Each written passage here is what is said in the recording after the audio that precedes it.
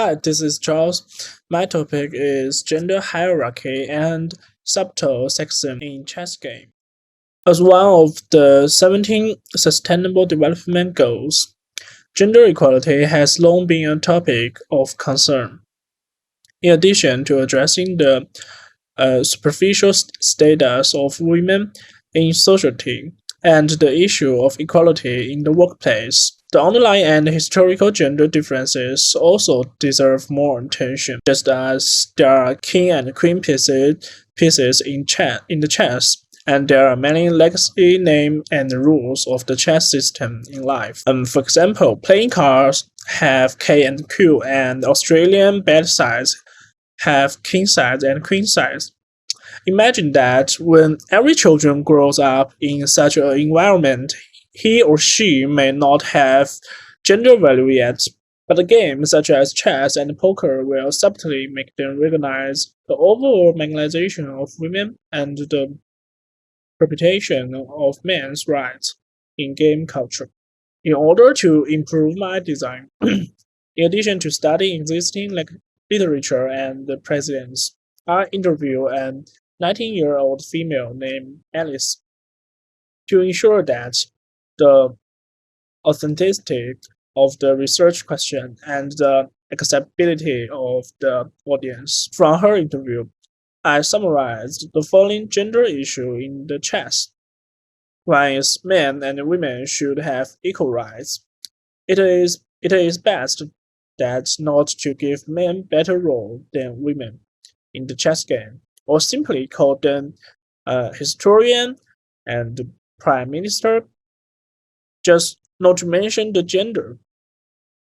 If the game becomes a struggle for power between two genders, it may lead to more gender issue. And the number two is gender-specific addresses are not necessary. We will buy it not because the name of the bedsheet is king size, but because it is the essential of the life. Gender-specific names are fine, but not necessary in strategy game. And the number three is the influence of the feudal ruling class was far-reaching and long-lasting. Like male superiority, their influence is subtle and profound.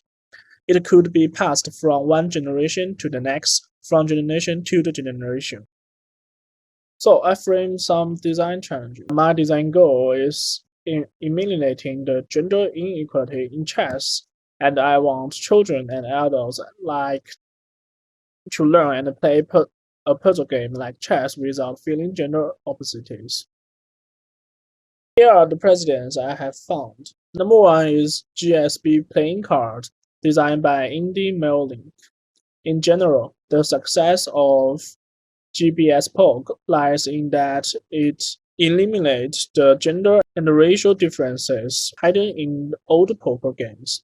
Number two is genderless chess, designed by Ashif Alexander. Although the starting point of the design is good, the image of the queen chess pieces, for example, is derived from the skirt of women. Although the minimalist style weakens the imaging of objects, it does not achieve the purpose of eliminating gender characteristics. In general, the design idea can be used for reference, such as redesigning chess pieces with clothing characteristics of different professions. But I think there is no need to add differentiated design of different genders. Number three is dodgeball game named Guard the Queen. It is different from dodgeball in that it redefines the rules of the game to subtly strengthen the concept of protecting women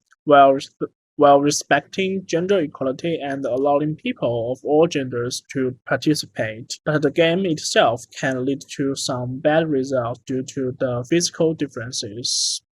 When I used the website Seen from the Future to look for design inspiration, the first combo was robots, implant, and surprise.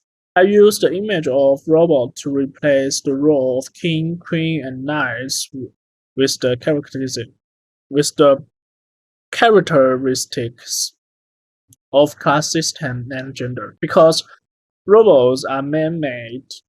I mean, they don't have any society functions or gender, which means you can define what it is, which is exactly what the caps of the paint bottle inject into the chess pieces. Look, I want user to define these robot pieces, and it can be anything you want it to be.